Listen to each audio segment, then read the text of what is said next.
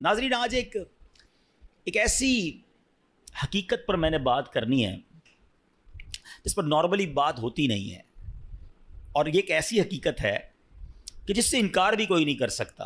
دنیا میں بہت سارے فلسفے ہیں، دنیا میں بہت ساری تھیوریز ہیں جس میں بڑا جس کو کہتے ہیں نا کہ اختلاف ہے، قوموں کے اندر بھی اختلاف ہے، مذہبوں میں بھی اختلاف ہے، عمر کے اندر بھی اختلاف ہے کہ نہیں جناب کچھ لوگ کہتے ہیں یہ ہے تو دوسرا کہتا ہے نہیں ایسا نہیں ہو سکتا ہے۔ بہت ساری سائنٹیفک تھیوریز ہیں، بہت ساری جناب لاجیکلی باتیں ہیں، قوموں کے کلچر ہیں، اختلاف ہے لوگوں میں، کہتے ہیں نہیں وہ کہتے ہیں یہ ٹھیک ہے، وہ کہتے ہیں یہ ٹھیک نہیں ہے۔ مگر میں جس تھیوری ہے جس حقیقت کی بات کر رہا ہوں نا، دنیا کا ہر مذہب اس کو مانتا ہے، دنیا کا ہر رہنے والا شخص جس کے اندر عقل ہے وہ اس کو ایکسیپٹ کرتا ہے۔ یہ وہ ریئلٹی ہے جس سے کوئی بھی انکار نہیں کرتا۔ وہ ایسی کون سی ریئلٹی؟ واقعی چند ہی چیزیں ہیں دنیا میں، شاید گنتی کی چیزیں ہوں گی جس سے پوری دنیا کے لوگ متفق ہوں کہ ہاں یہ درست ہے، یہ کنفرم ہے، یہ ہونا ہے۔ میں انہی میں سے ایک تھیوری کی بات کر رہا ہوں، انہی میں سے ایک حقیقت کی بات کرنے جا رہا ہوں۔ مگر ایسی مسلم، ایسی کنفرم حقیقت ہوتے ہوئے بھی اس پر بات کرنے کے لیے کوئی تیار نہیں ہے، اس کے بارے میں تیاری کرنے کے لیے کوئی تیار نہیں ہے۔ یہ بڑی عجیب بات ہے۔ ایسی کون سی تھیوری ہے، ایسی کون سی حقیقت ہے، بتاتا ہوں آپ۔ لیکن پہلے میں آپ کو ایک واقعہ سناتا ہوں، اس واقعے کے ذریعے ہم اس ٹاپک تک بھی پہنچ جائیں گے اور مزید ریئلائزیشن آسان ہو جائے گا۔ حضرت عبداللہ بن ابو نوح رحمۃ اللہ تعالی فرماتے ہیں، میں نے مسجد نبوی شریف میں ایک بوڑھے میاں کو دیکھا۔ وہ مسجد کی صفائی کرتے تھے اور دن رات مسجد میں ہی رہتے تھے۔ لوگوں نے بتایا کہ یہ بوڑھے میاں جو ہیں یہ مسلمانوں کے تیسرے خلیفہ حضرت عثمان غنی رضی اللہ تعالیٰ عنہ کی اولاد میں سے ہیں، صاحب اولاد ہیں۔ اللہ پاک نے مال بھی بڑا عطا کیا ہے، لیکن یہ سب کچھ چھوڑ کر بس مسجد کے ہو کر رہ گئے ہیں۔ صبح و شام مسجد میں پڑے رہتے ہیں، مسجد کی صفائی کرتے ہیں، بس عبادت کرتے رہتے ہیں۔ حضرت عبداللہ بن ابو نوح رحمۃ اللہ تعالیٰ کہتے ہیں، میں نے جب لوگوں کی یہ باتیں سنی تو میں نے کہا کچھ تو ہے اسپیشل، جس کے بعد اتنا مال ہو، اتنی بڑی فیملی ہو، یہ مسجد میں زیادہ ٹائم کیوں گزارتے ہیں؟ تو میں واچ کرنے لگا، ان کو فالو کرنے لگا کہ کچھ راز کی بات، سیکھنے کی بات پتہ چلے گی۔ تو کہتے ہیں رات کا جب پچھلا پہر ہوا، لاسٹ آخری پہر، تہجد کے وقت آیا، میں نے دیکھا کہ یہ مسجد سے نکلے اور جنت البقیع کی طرف جا رہے ہیں۔ جنت البقیع مدینہ منورہ کا قبرستان ہے، اور یقین کریں کمال کا قبرستان ہے۔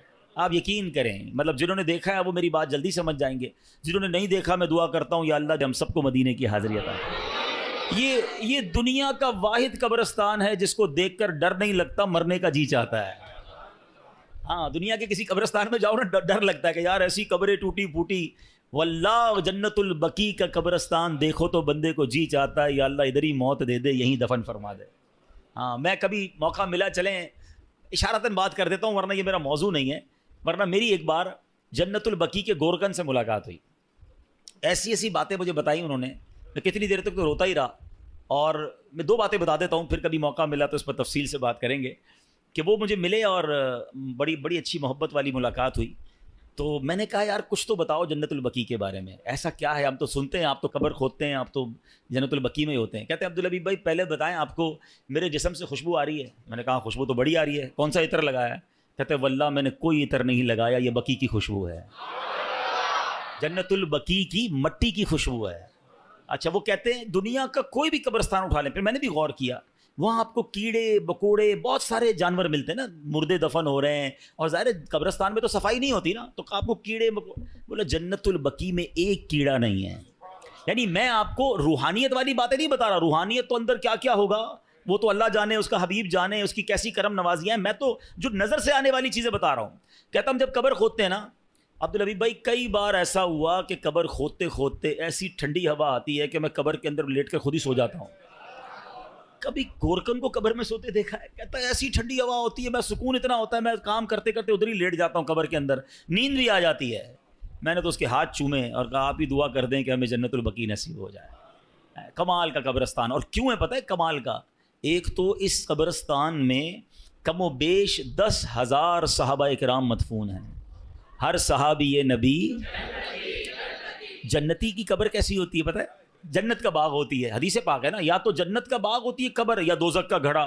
تو سارے صحابہ کی قبر تو ہو گئی جنت کا باغ، جس قبرستان میں 10,000 جنت کے باغ ہوں، اب آپ سوچو نا اس قبرستان میں جو گیا، ہائے ہائے، ایسے نہیں کہتے اعلیٰ حضرت तैबा में मर के ठंडे चले जाओ, आंखें बंद तैबा में मर के ठंडे चले जाओ, आंखें बंद सीधी सड़क ये शहर शफात नगर की है।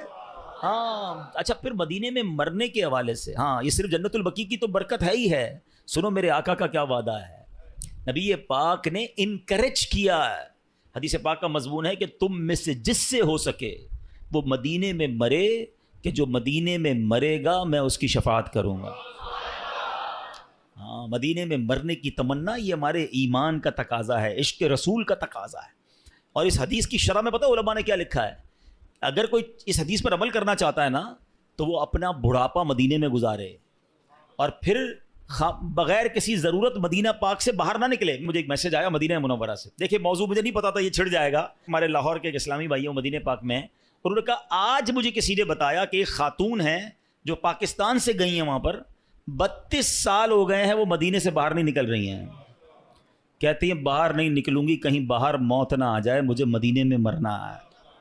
और मैं ऐसे कई मदीने में रहने वालों को जानता हूँ जो नहीं जाते, मक्के भी नहीं जाते, एक बार हज कर लिया उन्होंने, कहते फ़र्ज़ अदा हो गया है, अब मदीना नहीं छोड़ना है। आका ने फरमाया जिससे हो सके वो मदीने में मरे, कि जो मदीने में मरेगा मैं उसकी शफाअत करूँगा। नसीब वालों को मिलता, मरना तो है ही, अल्लाह करे मदीने की मौत मिल जाए, जन्नतुल बकी मिल जाए। ज़ोर से कह दो आमीन। पता नहीं किसकी आमीन के सदके हमारा बेड़ा पार हो जाए, ये दुआ हमारे हक़ में कबूल हो जाए। कुछ मौत वो होती हैं, मैं अभी पिछले दिनों हमारे एक साथी थे, उनकी वालदा की या वालिद का इंतकाल हुआ मदीने शरीफ में और जन्नतुल बकी में मदफन हुए। मैं उनसे मिलने गया, मैंने कहा मुझे समझ नहीं आ रही आपसे ताज़ियत करूं या मुबारकबाद पेश करूं। यानी ऐसी भी मौतें हैं कि जिस पर अफसोस ही नहीं होता कि मतलब ये तो अरमान था ना, ये तो ज़िंदगी भर मांगा है, या अल्लाह ईमान वाली, आफ़ियत वाली, मदीने वाली, सुभान अल्लाह मौत मिल जाए, और क्या चाहिए।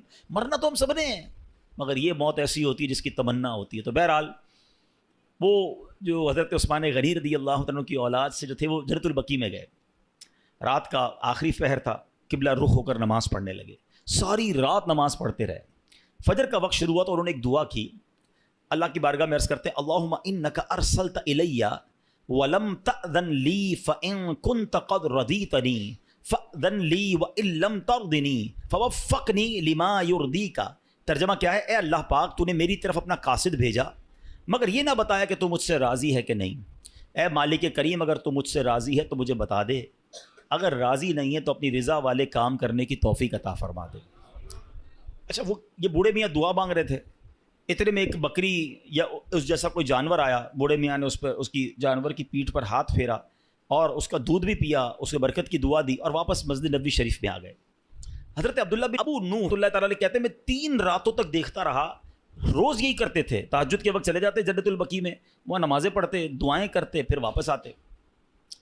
3 दिन बाद मैंने हज़रत को रोक लिया, मैंने कहा हज़रत मैं 3 दिन से आपको चेक कर रहा हूँ, आप दुआ करते हैं, दुआ में कहते हैं या अल्लाह तूने अपना कासिद मेरे पास भेजा है। अल्लाह ने कौन सा कासिद भेजा है? कासिद कहते हैं मैसेंजर, पैगाम लाने वाला। अल्लाह ने आपके पास कौन सा पैगाम भेजा है? बूढ़े मियाँ ने कहा एक दिन मैं आईना देख रहा था, मैंने अपनी दाढ़ी में एक सफ़ेद बाल देखा, बस मैंने जान लिया कि अल्लाह की तरफ से मौत का कासिद मेरे पास आ गया। बस अल्लाह अकबर। ये अल्लाह वालों की शान थी कि मौत को कैसे याद करते थे। और ये रिवायतों में आता है, ये सफ़ेद बाल होना है ना, काले बालों के बाद सफ़ेद बाल का हो जाना, आँखों की बीनाई कमज़ोर हो जाना, कमर का थोड़ा सा झुक जाना, आज़ा का कमज़ोर हो जाना, ताकत का कम हो जाना, ये सब अल्लाह की तरफ से रिमाइंडर्स हैं, ये कासिद हैं, ये पैगाम दे रहे हैं कि जाने का वक्त आने वाला है। मगर क्या हम लोग इस बात का एहसास करते हैं? जो मैंने शुरू में बात की थी ना कि एक हकीकत जिसको तमाम मज़ाहिब, तमाम नेशनलिटीज़, तमाम लोग मानते हैं जो होनी है, वो एक ऐसी मुत्तफ़िका हकीकत है, रियलिटी है कि मौत आकर रहेगी। दुनिया का कोई मज़हब ये नहीं कहता कि हम मरेंगे नहीं, कोई साइंसदान नहीं कहता हम नहीं मरेंगे, सब मानते हैं कि देयर इज़ अ डे, एक वक्त आना है, हम सब ने जाना है। मगर कोई बात करने के लिए तैयार नहीं है, कोई इस पर डिस्कस करने के लिए तैयार नहीं है। मैं मिसाल देता हूँ, ابھی آج اچانک ہمارا پلان بن جائے کہ یار اسلام آباد جانا ہے، صرف سوچا ہے یار اسلام آباد کسی کام سے جانا ہے، کل سے اسلام آباد کے بارے میں ہم باتیں کرنا شروع کر دیں گے دوستوں میں، ہیں یار اسلام آباد کا موسم کیسا ہوگا، کون سی ٹرین میں جاؤں، جہاز کی ٹکٹ کتنے کی ہے، ہوٹل کون سا رکھوں، یار سردی کتنی ہے، ابھی سوچا ہے ڈسکشن شروع، ہیں ترکی جانا ہے ترکی کے لیے بات شروع، یورپ جانا ہے یورپ کے لیے بات شروع، جدھر جانا ہے اس کی ابھی پلان ہے، ٹکٹ بک نہیں کی ہے، سوچتے ہی بات چیت شروع۔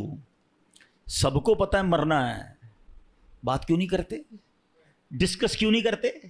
یار مرنے کے بعد کیا ہوگا، موت کے وقت کیا ہوگا، نزا کی سختی کیسی ہوگی، قبر میں اکیلا جاؤں گا، قبر جنت کا باغ ہوگی دوزخ کا گھڑا ہوگی، سانپ اور بچھو تو نہیں آ جائیں گے؟ nobody want to talk about it۔ ارے کوئی بات نہیں کرتا ہے کہ کبھی دوستوں میں بیٹھے یار تم پتہ نہیں اسلام آباد جاؤ گے نہیں جاؤ گے، مگر ہو سکتا ہے اس سے پہلے ہی مر جاؤ، موت پر کیوں بات نہیں کرتے؟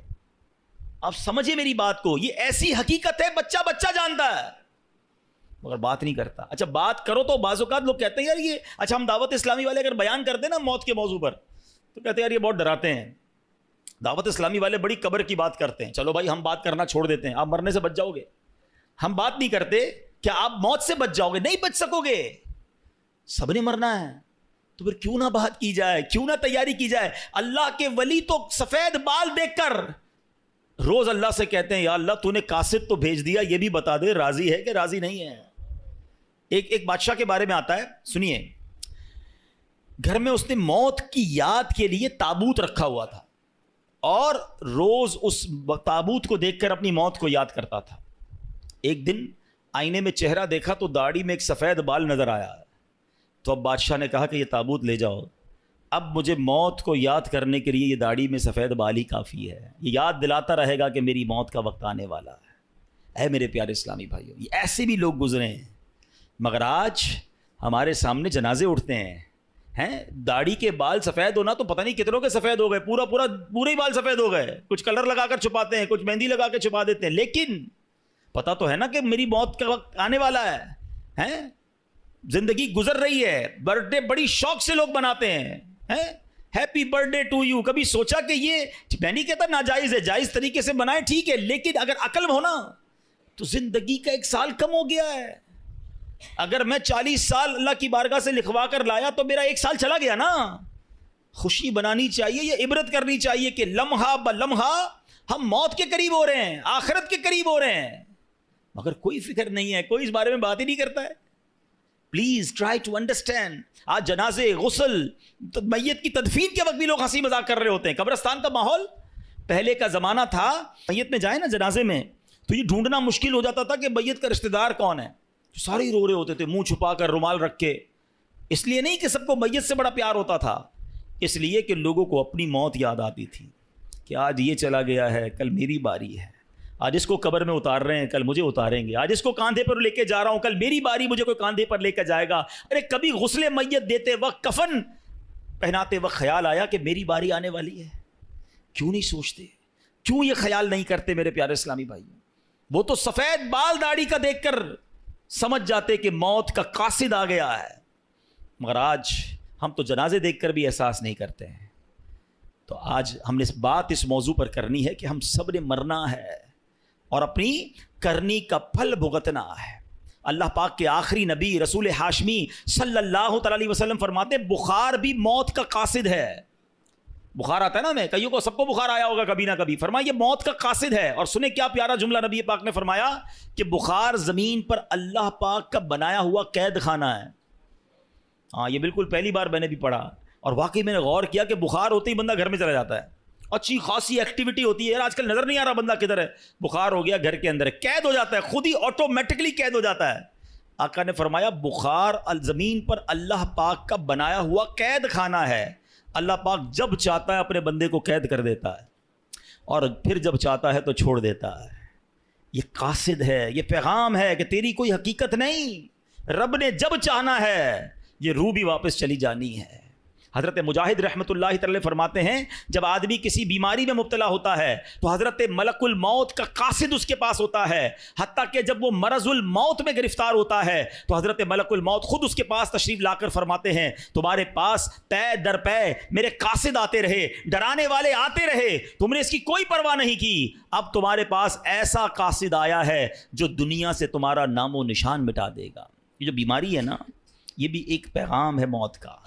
اللہ کرے کہ ہم سمجھیں، اللہ کرے کہ ہم عبرت حاصل کریں۔ اے میرے پیارے اسلامی بھائیوں، اب بیماری آ جائے تو بندے کو کرنا کیا چاہیے؟ اللہ کرے کہ ہم ایسے کام کریں۔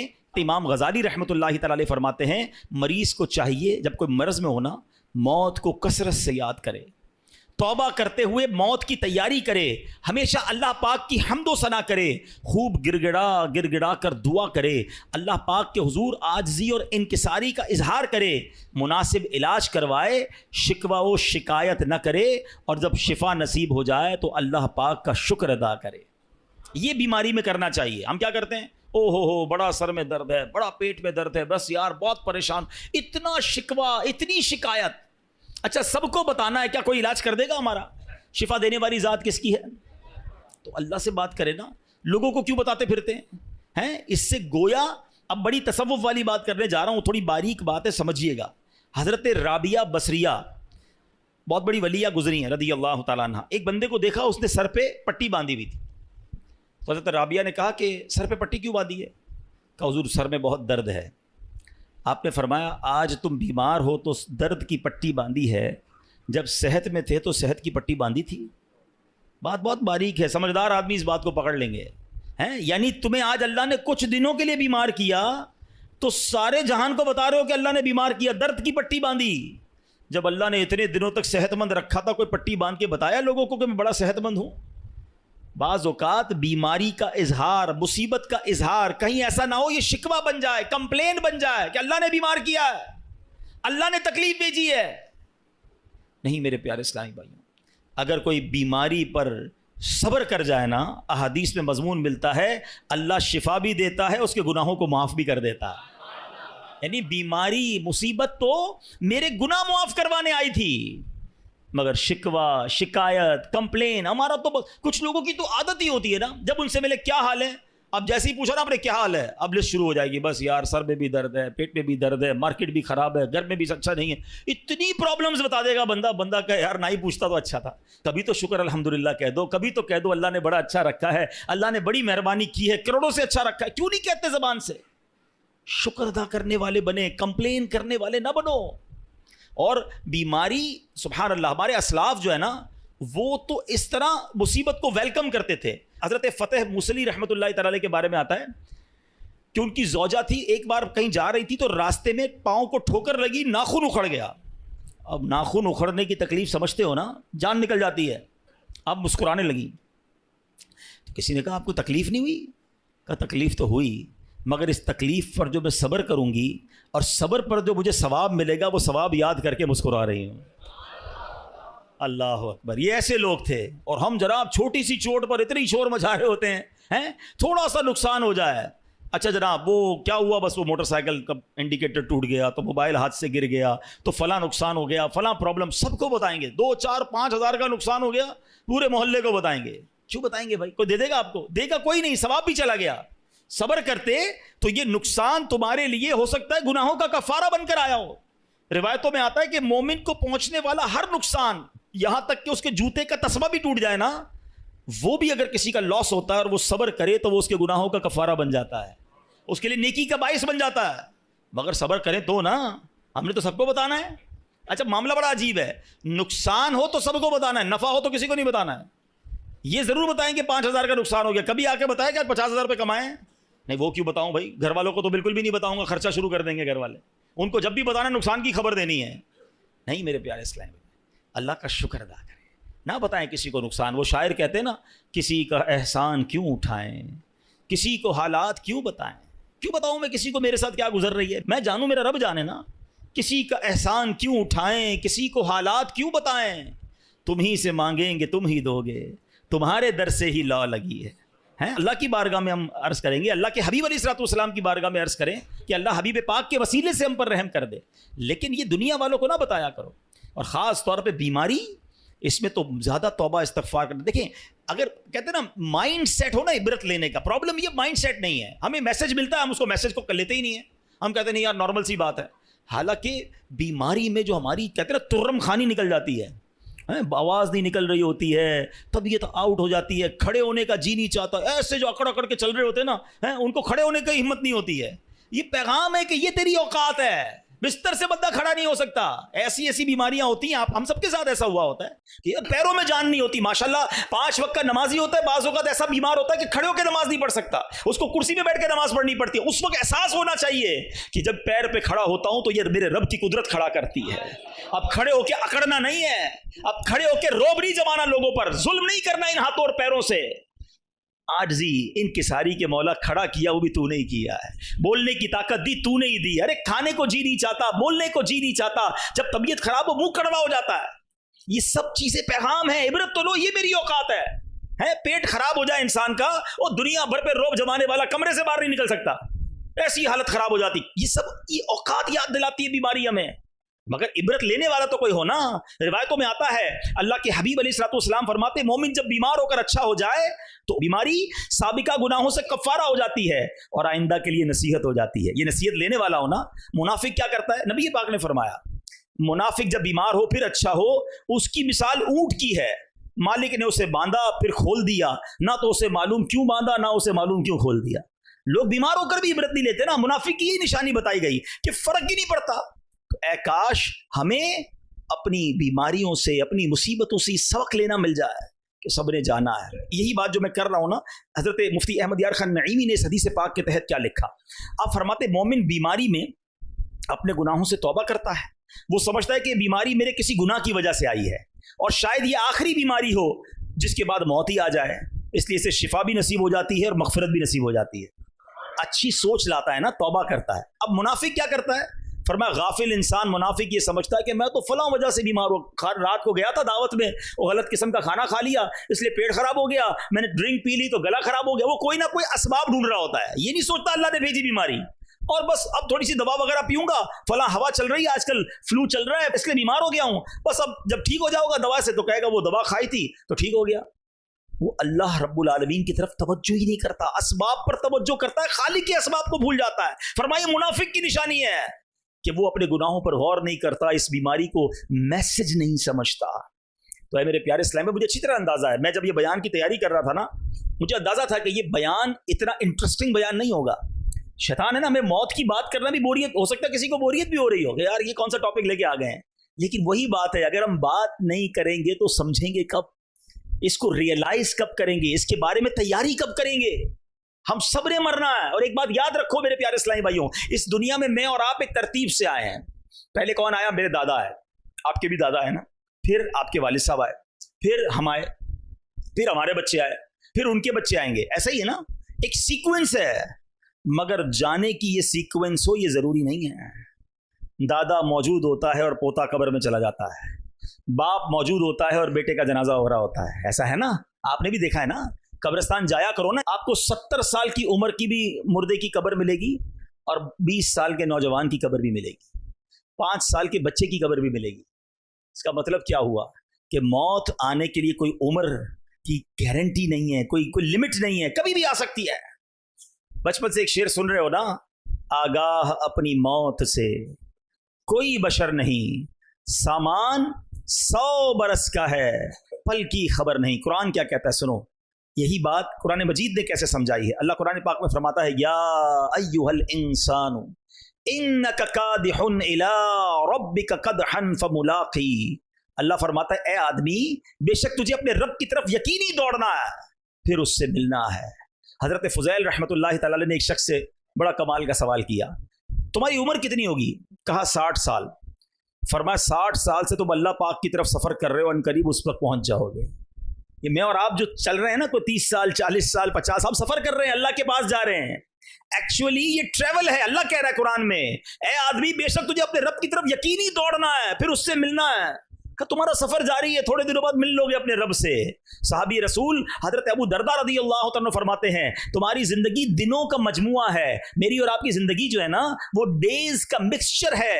جب ایک دن گزر گیا تو تمہاری زندگی کا ایک حصہ پورا ہو گیا. کسی سمجھدار آدمی کا قول ہے آدمی اس دنیا پر کیسے خوش ہو سکتا ہے جبکہ یہاں دن مہینوں کو، مہینے سالوں کو، اور سال زندگی کو کم کرتے چلے آ رہے ہیں. کاش ہم یہ سمجھنے والے بن جائیں. ایک اور جگہ قرآن مجید فرقان حمید میں عبرت لینے کی بات ہے نا. اللہ قرآن میں فرماتا ہے یقلب اللہ اللیل والنہار ان فی ذلک لعبرۃ لأولی الابصار. اللہ قرآن میں فرماتا ہے اللہ رات اور دن کو تبدیل فرماتا ہے، بے شک اس میں آنکھ والوں کے لیے سمجھنے کا مقام ہے. رات ہے نا، تھوڑی دیر بعد دن ہو جائے گی، دن کے بعد رات ہو جائے گی. جیسے رات اور دن بدل رہے ہیں نا، ایکچولی علماء کہتے ہیں یہ رات اور دن تمہاری سواریاں ہیں، تم اس پر سوار ہو کر اللہ کی بارگاہ میں جا رہے ہو. گزرتے جا رہے ہیں دن اور تم آگے بڑھتے بڑھتے قبر میں چلے جاؤ گے. کاش یہ دن اور رات بدلتے رہیں اور ہم سوچتے رہیں کہ زندگی کی ایک اور رات چلی گئی، زندگی کا ایک اور دن چلا گیا، میں قبر کے اور قریب ہو گیا. ایک اور جگہ سورہ نازعات میں فرعون اور اس کے لشکر کے غرق ہونے کا واقعہ ذکر کرنے کے بعد رب نے کیا فرمایا؟ ان فی ذلک لعبرۃ لمن یخشی. بے شک اس میں ڈرنے والوں کے لیے ضرور عبرت ہے.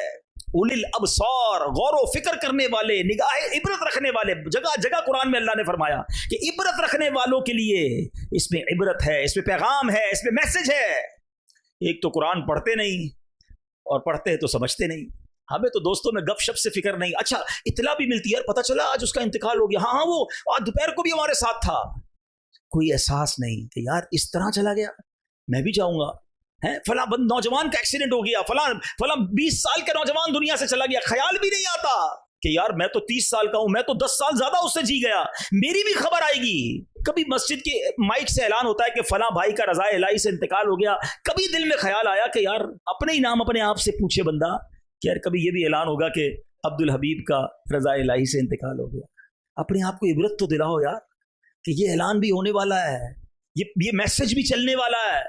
ایصال ثواب کر دیں، فلاں کا انتقال ہو گیا، 1-2 دن بات ہوگی، اس کے بعد میں اکیلا قبر میں ہوں گا اور میرے اعمال میرے ساتھ ہوں گے. اے میرے پیارے اسلامی بھائیو، یہ شیطان کا وار سمجھو، یہ ہمیں سوچنے ہی نہیں دیتا، یہ ہمیں بات ہی نہیں کرنے دیتا موت پر اور قبر پر. حالانکہ قبر میں گئے تو پھر میں اور آپ اکیلے ہی ہوں گے اور میرے اور آپ کے اعمال ہوں گے. ہم کیوں تیاری نہیں کر رہے؟ شیطان ہمیں نہیں کرنے دے رہا مرنے کی تیاری. آپ کو پتہ ہے جب کسی کا انتقال ہوتا ہے نا تو گھر والے اور دوست پتہ ہے کیا کہتے ہیں؟ میت نے پیچھے کیا چھوڑا ہے. مگر انسان کے مرنے کے بعد فرشتے کہتے ہیں میت نے آگے کیا بھیجا ہے. کبھی سوچا آپ نے آگے کیا بھیجا ہے؟ نیک اعمال ہیں کہ نہیں، نمازیں ہیں کہ نہیں، روزے ہیں کہ نہیں، صدقے ہیں کہ نہیں، اللہ کی رضا والے کام ہیں کہ نہیں، قبر جنت کا باغ بنے گی یا نہیں. کیوں نہیں سوچتے؟ ہمارے اسلاف تو ایسا لگتا ہے کہ بس کہتے ہیں آخرت کی کوئی بات سمجھنے کا بہانہ ڈھونڈتے تھے. ایک بزرگ کے بارے میں آتا ہے کپڑا بڑا اچھا بناتے تھے. کسی کپڑے والے بیپاری کے پاس گئے، کہا میرا کپڑا خرید لو. اس نے کپڑا دیکھا اور کہا اس میں تو کلر اسکیم بھی ٹھیک نہیں ہے، اسٹچنگ بھی ٹھیک نہیں ہے، 2-3 فالٹ نکالے. وہ بزرگ رونے لگ گئے. وہ کپڑے کا بیپاری کہتا رو کیوں رہے ہیں، میں آپ کا کپڑا خرید دیتا ہوں، روئیں تو نا. کہتے میں اس لیے نہیں رو رہا کہ تم میرے کپڑے میں عیب نکال رہے ہو. کہتے مجھے یاد آ گیا کہ میں نے تو اپنے حساب سے بڑا زبردست کپڑا بنایا تھا، مگر یہ کپڑا جب کسی ماہر کے ہاتھ میں آیا، ایکسپرٹ کے ہاتھ میں آیا، تو اس نے غلطیاں نکالنا شروع کر دی کہ اسٹچنگ ٹھیک نہیں ہے، کلر ٹھیک نہیں ہے، اس کی سائز ٹھیک نہیں ہے.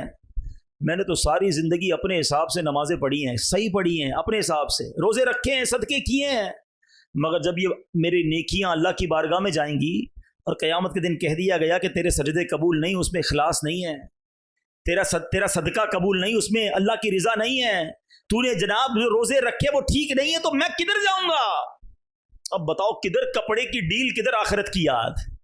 آپ پوائنٹ سمجھ رہے جو میں سمجھانا چاہ رہا ہوں؟ یعنی معاملہ دنیا کا ہوتا تھا، وہ آخرت کو یاد کر کے روتے تھے. ہمارے سامنے موت میت پڑی ہے مگر ہم پھر بھی آخرت کو یاد کرنے کے لیے تیار نہیں ہیں، پھر بھی اپنی قبر و آخرت کو یاد کرنے کے لیے تیار نہیں. ایک بزرگ کے بارے میں آتا ہے پہلے حمام جو ہے نا، پہلے کے زمانے میں ہمارے اب تو گھروں میں حمام ہوتے، پہلے ایسا نہیں تھا، ایک پورے شہر میں 2-4 حمام ہوتے تھے، لوگ ادھر ہی جا کے نہاتے تھے. تو ایک بہت بڑے بزرگ وہ حمام پہ گئے، اس نے کسی نے روک لیا، کہا پیسے دو. کہا پیسے تو نہیں ہیں. کہا بغیر پیسوں کے حمام میں نہیں جا سکتے. رونے لگ گئے. آخرت کی یاد آ گئی. کہا آپ روئے نا، میں جانے دیتا ہوں، فری میں جانے دیتا ہوں. کہا نہیں اس لیے نہیں رو رہا. کہا یہ حمام تو ایسا ہے جس میں نیک بھی جا کے نہاتا ہے، غریب بھی نہاتا ہے. थोड़े से पैसे नहीं थे, तुमने मुझे इसके दरवाजे पर रोक दिया। जन्नत में तो जाएगा ही वही जो रब का जब जिससे रब राजी होगा। अगर जन्नत के दरवाजे पर मुझे रोक दिया गया कि नेकियां नहीं, तुम्हें नहीं जाने देंगे, तो मेरा क्या बनेगा? आप सोचो यार, हमारे बुजुर्गान दीन कैसे इबरत हासिल करते थे कि आखिरत की याद उनके दिलों में ऐसे होती थी कि वाकया दुनिया का कोई होता था, फिक्र आखिरत की सताती थी। हमारे पीरो मुर्शिद अमीर अहले सुन्नत को अल्लाह ने बड़ा फिक्र आखिरत वाला दिल दिया है। एयरपोर्ट पे हम जाते हैं, सब जाते हैं, कई लोग गए होंगे हम में से एयरपोर्ट पर, हैं, जेब में कुछ भी सामान हो, बेल बज जाती है, वापस आओ, फिर निकालो, हैं, फिर जाओ, फिर भूल गए, फिर बेल बज जाएगी। जिसका सामान थोड़ा वो फौरन निकल जाता है, जिसका सामान ज़्यादा उसको साइड में रोक लेते हैं। ऐसा ही है ना, है, ये नॉर्मल सी बात है। मगर देखिए, किबला शेख तरक़त अमीर अहले सुन्नत फरमाते हैं, मुझे एयरपोर्ट पर आखिरत की याद आती है। क़यामत के दिन जिसके पास थोड़े से मामलात होंगे, वो पुल सिरात से आसानी से गुजर जाएगा। हैं, जिसने दुनिया का माल कमा कर दुनिया की जनाब बहुत सारी, जिसको कहें लग्जरीज में लाइफ गुजारी होगी, पुल सिरात से गुजरना उसके लिए मुश्किल हो सकता है। वहाँ ज़्यादा सवाल होंगे, ज़्यादा बातें होंगी, हिसाब देना पड़ेगा। इधर भी जिसके पास लगेज नहीं, जेब खाली, आप जाइए, आप क्लियर हैं। जितनी चीज़ें ज़्यादा उतनी चेकिंग ज़्यादा। समझने वाला दिल चाहिए, एहसास वाला दिल चाहिए कि मैंने ज़िंदगी ऐसे गुजारनी है कि पुल सिरात से गुजरता। हमारे बुजुर्गान दीन कैसे लेते थे इबरत, कैसे लेते थे? आजकल सर्दी पड़ रही है ना, आपको पता है सर्दी का भी जहन्नम में अजाब है। गर्मी का अजाब तो आपने सुना होगा, सर्दी का भी अजाब है। और एक ऐसी वादी है जहाँ इतनी ठंड होगी कि जब मुजरिमीन को वहाँ डाला जाएगा तो सर्दी की वजह से उनके जिस्म के टुकड़े टुकड़े हो जाएंगे। और गर्मी, जहन्नम की गर्मी, अलमान वाला फीस। हजरत दाऊद अला नबीना वालेस्सलाम अल्लाह के नबी है ना, खौफ खुदा कैसा था। एक रोज़ आप एक तंदूर के पास से गुजरे, तनूर जिसको कहते हैं, हम भी जाते हैं रोटी लेने, हैं। अब जरा देखो, दिल जहन देखो, या उलिल अबसार, इबरत वालों के लिए कुरान में बड़े मैसेज हैं। तनूर के पास गए, उसमें आग जल रही थी। आपने जब तनूर की आग देखी तो आप घबरा गए, आपको जहन्नम की आग याद आ गई। आप कहते हैं कि या अल्लाह, अच्छा अभी जब ये देखा ना, आप बेचैनी से जमीन पर गिर गए। इतना तड़पे कि डर था कि आपके जोड़ अलग अलग ना हो जाए तनूर को देखकर, रोटी वाले के पास। और फिर गर्मी के दिनों में जब धूप में आते तो कहा करते, ए अल्लाह पाक, हम तेरे बनाए हुए सूरज की गर्मी बर्दाश्त नहीं कर सकते, तो जहन्नम की गर्मी कैसे बर्दाश्त कर सके। काश ये हमारे जहनों से गफलत का पर्दा दूर हो जाए। हम तो ऐसा लगता है, जिससे भी बात करो ना, यार 2 साल बाद ये करना है, 5 साल बाद ये करना है, फिर ये प्लानिंग, शेड्यूल है। मगर शेड्यूल ऐसा है कि इसमें मरना ही नहीं है, लगता है कोई सोचता ही नहीं है कि यार इस पूरे शेड्यूल में बीच में मर गया तो, और मर सकता हूं, तो उधर की क्या तैयारी की है। नोबडी टॉक अबाउट इट, बात ही नहीं करते। अरे होना ये चाहिए। अकल ये कहती है कि पहले कब्र ठीक कर लूं, क्योंकि कब्र में तो कल भी जा सकता हूं ना, फिर दुनिया के बारे में सोचूं। मिसाल के तौर पर कोई बंदा घर बना रहा है, यार आर्किटेक्ट को बुलाया, कितने टाइम में बनेगा? 1 साल में। इतने पैसे लगेंगे, 1 साल बाद इतने लाख करोड़ रुपए लगा के तुम घर में जाओगे, कब्र में कल जा सकते हो, पहले वो तो ठीक कर लो। वो ठीक हो फिर बेशक घर भी बनता रहेगा, वो खराब रही तो किधर जाओगे। और ऐसे वाकयात हैं कि बंदा घर में जाने से पहले कब्र में चला जाता है। मैं एक वाकया नहीं भूलता। एक बार हम हांगकांग में थे और वहाँ दावत इस्लामी के मदनी काफ़िले के साथ गए। तो वहाँ क्या हुआ कि हमें बताया वहाँ के इस्लामी भाइयों ने एक वाकया कि एक बंदा था जिसने तकरीबन 30-32 साल हांगकांग में जॉब की। पाकिस्तानी बहुत सारे दुनिया में 10-10 साल, 20-20 साल, 30-30 साल से बाहर है, पूरी ज़िंदगियाँ बाहर दे दी। यहाँ पैसे भेजता रहा, घर वालों ने इधर बड़ी सी कोठी खरीद ली, हैं, पैसे बहुत आ गए। 30-32 साल में बंदा कमा लेता है बाहर जाके पैसे, और समझता है बस वही करना है, उधर कमाना है, फिर बाद में ऐश करने। तो इधर घर वालों ने उसके पैसों से, अच्छा वो उधर हांगकांग में चौकीदारी करता था, चौकीदार की भी तनख्वाह अच्छी होती है, बेचता रहा, यहाँ घर बन गया अच्छा खासा। अच्छा अब भी ना आया तो खुद उधर चौकीदारी करता था, इधर घर के बाहर एक चौकीदार रख दिया कि भाई घर की ख्याल रखो, थोड़े टाइम और पैसे कमा लूं, फिर एक ही साथ आऊंगा। 32 साल। अब घर वालों ने कहा बहुत हो गया, अब तो आ जाओ। कहा बस ठीक है, अब इतने पैसे हो गए कि बकिया जिंदगी मजे की गुजरेगी। सारा सामान पैक किया, अपने दोस्तों की दावत की, फेयरवेल पार्टी, आज आखिरी दिन, सब मिलके खाएंगे पिएंगे मौज करेंगे, कल से मैं जा रहा हूँ ऑल द वे पाकिस्तान, अब नहीं आऊंगा वापस, है, खुदा हाफिज। पार्टी के दौरान उस बंदे को हार्ट अटैक हुआ, उसी पार्टी के दौरान उसका इंतकाल हुआ।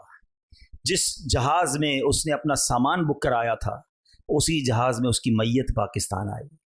جو گھر جو 32 سال باہر رہ کر مزدوری کر کے بنایا تھا، ایک رات اس گھر میں نہیں گزار سکا، گھر میں جانے سے پہلے 2 گز کی قبر کے اندر چلا گیا۔ جگہ جی لگانے کی دنیا نہیں ہے، یہ عبرت کی جا ہے، تماشا نہیں۔ اللہ کرے میں اور آپ سمجھیں، ہم غافل ہیں، ہم نہیں سوچ رہے کہ ہمیں مرنا ہے، ہم نہیں سوچ رہے کہ ہمیں قبر کی تیاری کرنی ہے، کوئی میسج نہیں آئے گا، کوئی پیغام نہیں آئے گا، ہے بہت ساری چیزوں کے لیے الرٹ آتا ہے، ریمائنڈر آتا ہے، موت کے لیے کوئی ریمائنڈر نہیں ہے کہ جناب 4-5 دن رہ گئے توبہ کر لو، نہیں، صبح پتہ نہیں ہوتا اور رات بندہ قبر میں ہوتا ہے، لیکن بات نہیں کرتے، سوچتے نہیں۔ ایک مرتبہ حضرت ملک الموت اللہ پاک کے نبی حضرت داؤد علیہ السلام کی خدمت میں حاضر ہوئے۔ حضرت داؤد علیہ السلام نے ان سے موت کے قاصدوں کے متعلق پوچھا کہ اے ملک الموت بتاؤ موت کے میسنجر کون سے ہیں؟ تو ملک الموت نے کہا کہ اے اللہ پاک کے نبی، آپ کے والد، آپ کے بھائی، آپ کے پڑوسی سارے کہاں ہیں؟ کہ وہ سارے تو چلے گئے، دنیا سے چلے گئے۔ فرمایا یہ بھی تو موت کے قاصد ہیں، یہ سب پیغام دے رہے ہیں کہ وہ جیسے دنیا سے چلے گئے ہیں حضرت ایک دن آپ بھی رخصت ہو جائیں گے۔ یہ سب پیغام ہے، میرے دادا نہیں ہیں دنیا میں، میرے ماں باپ نہیں ہیں، میرے چچا نہیں ہیں، میں اپنی بات کر رہا ہوں، میرے بہت سارے رشتہ دار نہیں ہیں، اب مجھے اور کس میسج کی ضرورت ہے کہ کل تم بھی نہیں ہوگے؟ کب توبہ کریں گے؟ کب اللہ کو راضی کریں گے؟ کب قبر کو روشن کریں گے؟ کب حرام چھوڑیں گے؟ کب تک اپنے رب کو ناراض کرتے رہیں گے؟ بعد میں کر لوں گا یار۔ مولانا صاحب ابھی بھی شیطان ہے نا، ابھی بھی کسی کے ذہن میں بات ڈال رہا ہوگا یہ بہت اچھی بات کر رہے ہیں، بس رمضان سے پکی نماز پڑھنا شروع کر دوں گا، میں جو حرام کام کر رہا ہوں نا وہ بس میں اگلے 1 مہینے بعد چھوڑ دوں گا۔ یہ بالکل ٹھیک کہہ رہے ہیں، بس میں جو حرام دیکھنے کی یا معاذ اللہ کو شراب پینے کا اگر عادی مجھے سن رہا ہے، کوئی میری بہن سن رہی ہو، یار یہ جو میں حرام کام، یہ میں حرام کمائی جو کر رہا ہوں، سود کما رہا ہوں یا رشوت کا کام کر رہا ہوں یا ظلم کر رہا ہوں یا بلیک میلنگ کر رہا ہوں یا جناب سوشل میڈیا کے ذریعے حرام ارننگ کر رہا ہوں، تھوڑے دنوں بعد چھوڑ دوں گا۔ بس تمہارے پاس گارنٹی ہے کہ تم زندہ رہو گے توبہ کرنے تک؟ شیطان کرتا ہی یہ ڈیلے کرواتا ہے، توبہ میں ڈیلے کرواتا ہے، تھوڑے دنوں بعد، اور بندہ ڈیلے کرتے کرتے کرتے موت کے گھاٹ اتر جاتا ہے۔ توبہ میں دیر نہیں ہوتی، ابھی کرنی ہے، آج کرنی ہے۔ ڈیلے کرنا یہی تو شیطان چاہتا ہے کہ ہم توبہ میں دیر کریں، آج ابھی۔ اور میرا کریم مولا ایسا کریم ہے کہ بندہ ایک بار سچی توبہ کر لے وہ پچھلے سارے گناہ معاف کر دیتا ہے۔ یہ فارمولا جو ہے نا اللہ کی رحمت کا، یہ نرالا فارمولا ہے، دنیا کی کسی عدالت میں ایسا فارمولا نہیں ہے۔ آپ جرم بھی کریں اور جا کر اقبال جرم کر لیں، کانفیس کر لیں کہ ہاں میں نے کیا جج صاحب، تو جج نے سزا ہی سنانی ہے، مگر میرے رب کی رحمت کے اصول دیکھو کہ بندہ اللہ کی بارگاہ میں حاضر ہو کر کہے یا اللہ گناہ ہو گئے، کر لیے گناہ، ہو گئی خطا، آنکھیں بھی حرام دیکھ چکی، کان بھی حرام سن چکے، اللہ حرام روزی کما لی، زبان سے بھی گناہ کیے، آنکھ سے بھی گناہ کیے، اے کریم گناہوں کا انبار ہے میرے سر پر، اور اگر مر گیا تو مارا جاؤں گا مولا، بندہ تیرا ہوں، تیرے سوا کون ہے میرا؟ خدا کی قسم دل سے شرم کے ساتھ اگر کوئی توبہ کرے نا، میرا کریم مولا وہ ہے کہ حدیث پاک میں آتا ہے التائب من الذنب کمن لا ذنب لہ، گناہوں سے توبہ کرنے والا ایسا ہے جیسا اس نے گناہ کیا ہی نہیں ہے۔ اللہ سارے گناہ معاف کر دیتا، پھر بھی توبہ نہیں کرتے ہیں۔ اتنا آسان ہے، سچی توبہ کر لو سارے گناہ معاف ہو جائیں گے۔ آج اللہ کی بارگاہ میں سچے دل سے توبہ کرنے کے لیے کوئی اجتماع کرنا ضروری نہیں ہے، ہاں میں جانوں میرا رب جانے، دل سے سچی کنیکٹیوٹی ہو جائے نا، اور بس بندہ شرمندہ ہو جائے اور اللہ سے عرض کرے کہ مولا معاف کر دے۔ آئے ہائے وہ کیسے معاف کرتا ہے۔ ایک بار میں آپ کو توبہ کیسے ہوتی بتاتا ہوں۔ ایک بار حضرت عمر فاروق رضی اللہ عنہ کا دور ہے اور ایک شخص آپ کے سامنے آیا، ہاتھ میں شراب کی بوتل تھی۔ اب ذرا سوچئے حضرت عمر کا جلال، آپ کی عدالت، اور بندہ شراب کی بوتل کے سمیت پکڑا جائے، پھر تو گیا نا، مارا گیا۔ آپ نے کہا کیا ہے تمہارے ہاتھ میں؟ ڈر گیا، کہتا حضرت وہ سرکہ ہے، بوتل شراب کی ہے اور کہتا کیا ہے؟ سرکہ ہے۔ حضرت عمر نے کہا دکھاؤ۔ اچھا اب ذرا تھوڑا سا سینیریو سمجھیے گا، حضرت عمر یہ کھڑے، یہ بندہ یہ کھڑا ہے، آمنے سامنے بندہ کھڑا ہو، کتنی دیر کا وقفہ ہوگا بات چیت میں؟ سیکنڈز۔ وہ بندہ کہتا ہے اب اگر حضرت عمر کو میں نے بوتل دکھائی اور یہ شراب کی ہوئی تو میں گیا، مارا گیا ود ان سیکنڈز۔ دل ہی دل میں اللہ سے عرض کرتا ہے یا اللہ آج بچا لے، اللہ معافی مانگتا ہوں اور شراب نہیں پیوں گا، عمر کے سامنے ذلیل ہونے سے بچا لے۔ ذرا سوچو نا کتنی دیر لگی ہوگی بوتل نکال کے دینے میں، مگر تڑپ کے رب کو پکارا، جیسے ہی وہ بوتل حضرت عمر کے ہاتھ میں جاتی ہے وہ شراب نہیں وہ سرکہ بن جاتی ہے۔ یہ ہے میرے رب کی عدالت، یہ ہے اس کی رحمت. تم سچے دل سے توبہ کرو, وہ تمہارے گناہ چھپا لے گا, وہ تمہارے عیب چھپا لے گا. بلکہ ایسا کریم مولا ہے, قرآن کی آیات میں یہ مضمون ملتا ہے کہ اللہ راضی ہو جائے تو بندے کے گناہوں کو رب نیکیوں سے بدل دیتا. تو آج اس اجتماع میں آئے ہیں نا, پلیز بدل کے جانا ہے. جیسے آئے ہیں ویسے نہیں جانا ہے. مجھے کوئی بتائے, مجھے ضروری نہیں ہے کوئی بتائے کہ میرے اندر کیا برائی ہے. سب پتا ہے, آپ کو بھی پتا ہے. ہاں, جو حرام کماتا ہے اس کو پتا ہے میں حرام کماتا ہوں. جو نماز چھوڑ رہا ہے اس کو پتا ہے میں نماز چھوڑ رہا ہوں. جو جھوٹ بولتا ہے اس کو پتا ہے میں جھوٹ بول رہا ہوں. جو حرام دیکھتا ہے چھپ چھپ کر, اسے پتا ہے میں حرام دیکھ رہا ہوں. بتانے کی ضرورت نہیں ہے, سب پتا ہے ہم کو. لیکن آج اچھا, جب مجھے پتا ہے تو میرے رب کو تو پہلے پتا ہے نا, میں جو کچھ کر رہا ہوں وہ جانتا ہے. تو آج اللہ سے معافی مانگ کے جانا, کس بات کا انتظار ہے؟ پھر توبہ میں تاخیر کیوں ہے؟ قرآن پکار کر کہہ رہا ہے. سنو قرآن کیا فرماتا ہے. پہلے تو یاد دلایا, قرآن کہتا ہے ہر جان موت کا مزہ چکھنے والی ہے, اور قیامت کے دن تمہیں تمہارے اجر پورے دیے جائیں گے. نیکیاں کرو گے اس کا اجر بھی ملے گا, گناہ کرو گے, خطائیں کرو گے, رب ناراض ہوا اس کی سزا بھی ملنی ہے. اور آگے کیا فرمایا, تجھ سے آگ سے بچا لیا گیا, فمن زحزح عن النار وادخل الجنہ فقد فاز. فرمایا جو آگ سے بچا لیا گیا اور جنت میں داخل کر دیا گیا وہ کامیاب ہے. ہم کہتے نہیں یار, جس کا ڈیفنس میں 1000 گز کا بنگلہ ہے نا وہ کامیاب, جس کے پاس اتنی بڑی گاڑی ہے وہ کامیاب ہے, جس کے اتنے فالوورز ہیں وہ کامیاب ہے, جو اتنا مشہور ہے وہ کامیاب ہے, اتنے سارے ملکوں کا وزٹ کیا وہ کامیاب ہے, فلاں عہدے پر پہنچ گیا, فلاں سربراہی ملی وہ کامیاب ہے. میں اور آپ کون ہوتے کامیابی طے کرنے والے؟ قرآن کہتا ہے جسے آگ سے بچایا گیا اور جنت میں داخل کر دیا گیا وہ کامیاب ہے. اللہ ان کامیابوں میں ہمیں شامل فرمائے, ہمیں بلا حساب جنت میں داخلہ عطا فرمائے. اور اگلی بات قرآن نے کیا کہی, وَمَا الْحَيَاةُ الدُّنْيَا إِلَّا مَتَاعُ الْغُرُورِ, اور دنیا کی زندگی تو صرف دھوکے کا سامان ہے. کاش آج کا یہ بیان میرے دل پر بھی اثر کرنے والا بن جائے, آپ کے دل پر بھی اثر کرنے والا بن جائے. وہ شاعر کہتے ہیں نا کہ جب اس بزم سے اٹھ گئے دوست اکثر, اور اٹھتے چلے جا رہے ہیں برابر, ہے فلاں چلا گیا, فلاں چلا گیا, دوست چلا گیا, کلاس فیلو چلا گیا, اور اٹھتے چلے جا رہے ہیں برابر. یہ ہر وقت پیش نظر جب ہے منظر, یہاں پر تیرا دل بہلتا ہے کیوں کر, جگہ جی لگانے کی دنیا نہیں ہے, یہ عبرت کی جا ہے تماشا نہیں ہے.